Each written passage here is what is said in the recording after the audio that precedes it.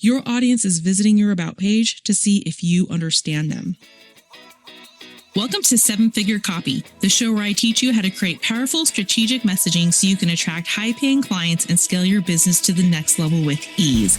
I'm Gina Whitehouse, your expert conversion copywriter, and this podcast is for ambitious, value-driven female entrepreneurs like you who are ready to scale from 6 to 7 figures without sacrificing what matters most: your values, your time, and your family. In each episode, we'll dive into the art of crafting persuasive words for high-converting websites and sales pages, and you'll learn strategic copy techniques so you attract premium clients and boost your revenue. This podcast was created to help you tackle the challenges of balancing family life and business growth as you take your business to the next level. If you're ready to add a trusted partner to your team, making sure your message is compelling, consistent, and impactful, then you're in the right place.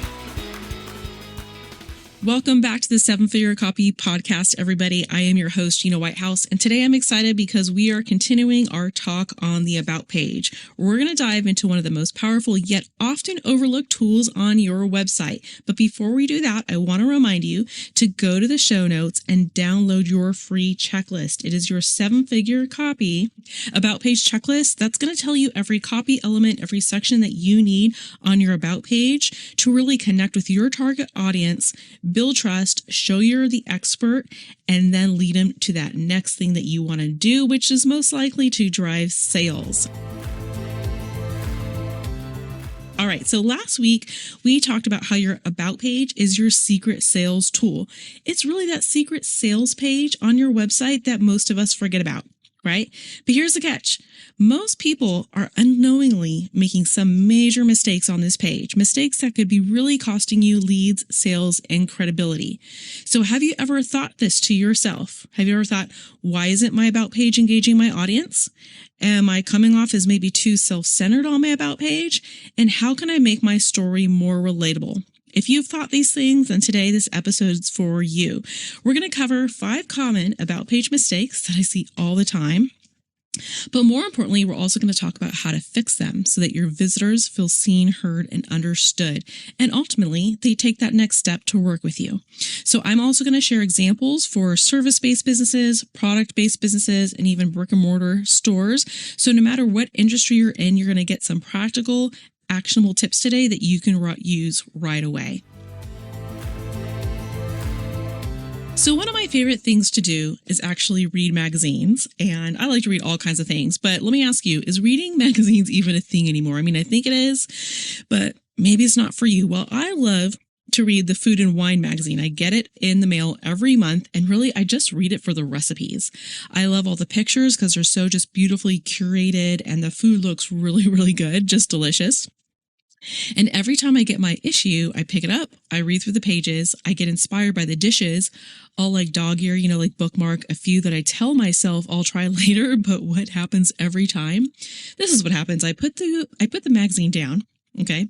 Then I move on to the next task on my to-do list, and then I never open it again, and rarely do I make any of the recipes. My husband will make fun of me for it. He's like, why do you keep getting this magazine? I'm like, I just like to read it, But anyways, I'm telling you this because you know what? I think that's exactly what happens to so many of us business owners and how we treat our About page, okay? So you may have written your About page text, the copy that goes on that page once, and you probably wrote it in a rush. You checked it off the list, and then you never went back to it. So you haven't revisited the page to see if it's actually doing its job, which is to convert visitors into buyers. So here's the thing. 52% of website visitors check out the About page when they land on a website for the first time. So what does that mean to you? That means that over half of your potential clients or customers are looking at this page to decide whether or not they trust you enough to work with you. If your About page is written strategically, which is what I want to teach you how to do, if it's just sitting there like a forgotten magazine, like my Food and Wine magazine, and it's just sitting there on the coffee table, then you're really missing out on a huge opportunity. So today, we're going to fix that. So let's get right into this. I want to talk about probably the most common mistake that many of you have made. And the first one is making your About page all about you. This is a big one. It's huge. Most people make the About page all about themselves. And you may have listed every credential, every accomplishment, and every detail about your life story. Now, don't get me wrong, your story absolutely matters. But if your about page reads more like a resume than, like a way to connect with your audience, then you're really missing the mark. And here's why. Your audience is visiting your about page to see if you understand them. They want to figure out if you get their struggles, if you understand their pain points, and if you're the right person to help them. And a lot of times they're even going to see if they resonate with your values. So instead of making it all about you, what you need to do is make it about them, your ideal customers and clients. So here's how to fix that. I want you to share your story on your about page, obviously, but I want you to tie it back to your audience's struggles and desires. How do you do this? You might be thinking, well, you want to use phrases like, I understand what you're going through because, or that's why I'm passionate about helping, and then insert your ideal client or customer achieve whatever that desired outcome is. So what you need to do is focus on how your experience makes you uniquely qualified to help them. Now, I could go through all this list of things, these mistakes, right? And just breeze through it. But I want to stop here really quick. And I just want to give you some examples so you know what I'm talking about. So I'm going to give you an example first for a service-based business. This is something that a career coach might say as they're sharing their story. That person might say, I know what it's like to feel stuck in an unfulfilling job because I've been there. That's why I help ambitious women find careers they love without sacrificing their personal lives. Okay. So she is talking a little bit about herself, right? She's saying that she feels stuck and that she was in an unfulfilling job, right? So remind yourself, this is a career coach. And then she says, because I've been there. She says, I know what it's like to feel stuck in an unfulfilling job because I've been there. Okay. And then she says, that's why I help women like you find careers they love without sacrificing their personal lives. So she's telling you something about herself, but she's relating it to you. She's sharing something that she struggled with that you're also probably struggling with if you're her target audience. Okay. The next one is for a product-based company. This is what a skincare brand could share. They could say, after struggling with sensitive skin and failed products, I created, and then insert the brand, to provide safe, effective solutions for people just like me who want glowing, healthy skin. All right. So they're saying, I've been where you are. I've had the sensitive skin. I've tried all the failed products, but I created, and then whatever the name of their company is, I provided that to provide for you safe, effective solutions. Okay. Same concept there. And then I want to give you another example for just like a brick and mortar business, a store. All right. So let's say this is a local gym, and they might say, I started this gym because I wanted a welcoming space where people of all fitness levels feel supported and motivated, no intimidation, just results.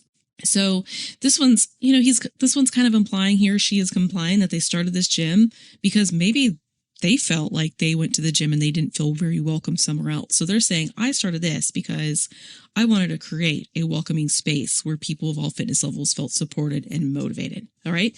So the key takeaway here is, yes, share your story, but always bring it back to your audience. Make sure to hit those pain points and struggles that they're having within your own story so that they can see that you relate to them. All right. Mistake number 2. This is actually being too vague. So this happens when your about page is just filled with generic phrases like, I'm passionate about helping people succeed, or I offer personalized services tailored to your needs. The problem is that your audience is really just kind of like left wondering, okay, but how do you help me? Like, how do you help me? What exactly do you do? So if you're vague in this way, what happens is that you really miss the opportunity to differentiate. I can't say that word. Differentiate yourself and connect with your audience. So here's how you fix it. I want you to be specific about who you help and how you help them.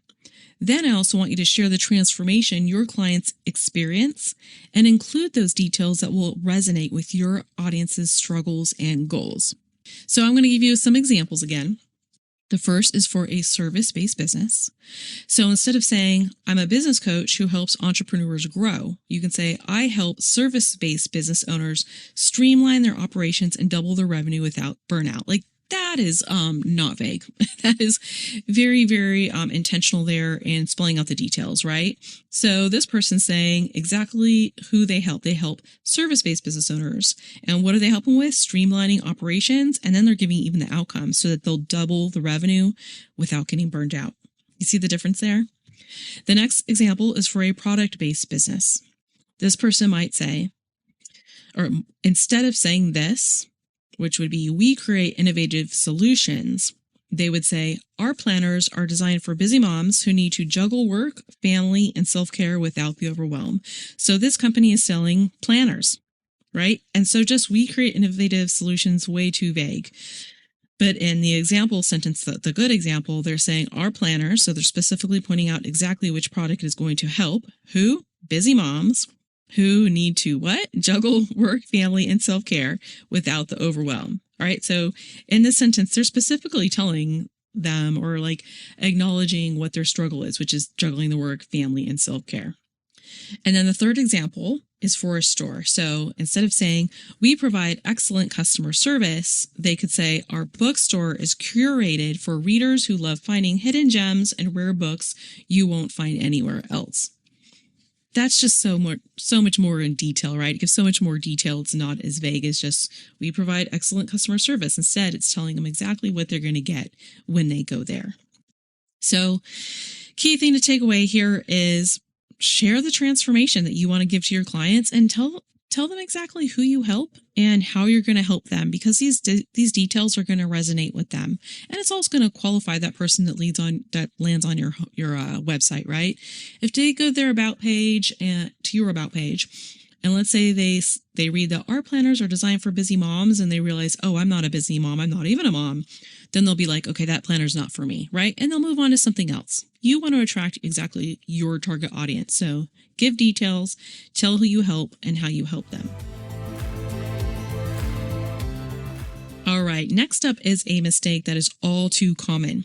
And this mistake is that you have no clear call to action on your about page. Now, I see this all the time. I see this all the time. I see about pages that just end with what I call like a cliffhanger. You're sharing your story, you share your expertise and why, but then nothing. And that's just it. And I would say a majority of about pages that I see fall into this category. So how do we fix that? First, always include a clear, compelling call to action at the end of your about page, and make your call to action specific and benefit driven. So let's give you some examples. Again, service-based businesses. This is one for you guys. The example could be a bold statement at the end of the page that says, ready to take your career to the next level? Schedule a free 30-minute strategy call today. So obviously this is going back to our career coach example. Now, she could have just told her story, kind of talked a little bit about her expertise and left it at that, which I see a lot of people do. But instead, she goes that one step further and she says, are you ready to take your career to the next level? And then she tells them what to do next. And this is important. It says, schedule a free 30-minute strategy call today. So this is what I want you to do, is I want you to tell your website visitor exactly where to go next, what to do next, whatever that action is that you want them to take. And this is how your about page, I mean, it's just one key element, but this is really a very, very key element that for your about page, it takes it to that level of being that secret salesperson, that secret sales page or tool that I keep talking about. All right. Without this, it just lands flat. Like it's just a cliffhanger. Okay. So let's look at another example. This is for a product-based company. It could say, love what you see, shop our best-selling collection now and get free shipping on your first order. So it's directing them to go to our best-selling collection and go there now. And then the last example is again for a store. It could say, visit us in store today and get a 10% discount when you mention this page, right? So it's telling them directly, like, go to the store. And when you go, you're getting that discount. So I don't want you to forget this. This is a real key element. And this is where I see a lot of about pages fail, is that at the end of the page, there is just nothing. It's just, okay, this was me. This was about me. Wanted to tell you about me. Here's my story.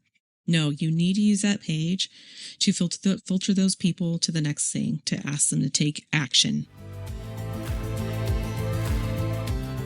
Mistake number 4 is overloading your visitor with irrelevant, another word that's hard for me to say, irrelevant information. So it's tempting to share every detail, right? But too much irrelevant information can overwhelm your audience.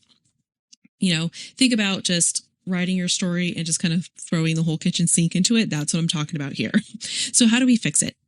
You need to keep it relevant to how you help your audience and focus on experiences that really will establish your credibility and build trust with those people who are reading. So how do we fix this is that I want you to just remember that every sentence should have a purpose, which is to keep the reader engaged and make them want to read the next sentence, which ultimately leads to your call to action. So you've probably heard me say this in other episodes, but when I sit down to write copy for my clients, I basically just do a whole brain dump first. After I've looked at the research and I'm ready to sit down and write, I just write whatever.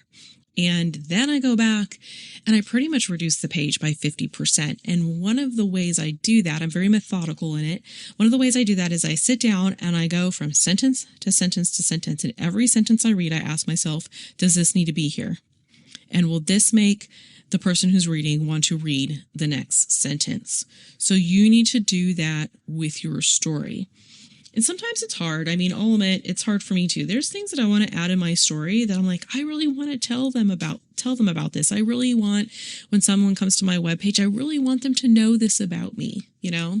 Actually, the first time I wrote my about page, I added something in there about, when I was like in middle school and high school, how I really loved playing the clarinet. And it was my life, really.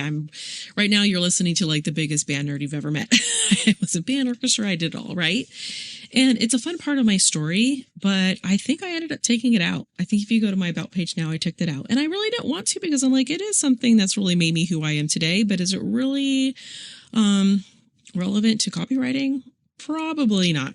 So sometimes I'm just saying, sometimes it might hurt. You're going to be like, I really want to add that in my story, but don't. Just go through every single sentence and ask yourself, is this going to make someone want to read the next sentence? And is it relevant to basically what I'm trying to sell here? Is it relevant to my product or my service or offer? Okay, last mistake we're going to talk about, which is skipping your personal story. So your audience wants to know the person behind the brand, right? So you might not want to share too much about yourself, but do it. So I know this kind of goes maybe a little bit against what I just said, but the thing is, you just write down your story, even go into some of the vulnerable things and then do what I just told you to do is you go through it line by line and you ask, okay, is this relevant? Is this going to keep that person moving forward in reading? Am I hitting those pain points in my own story that someone who's reading this might relate to?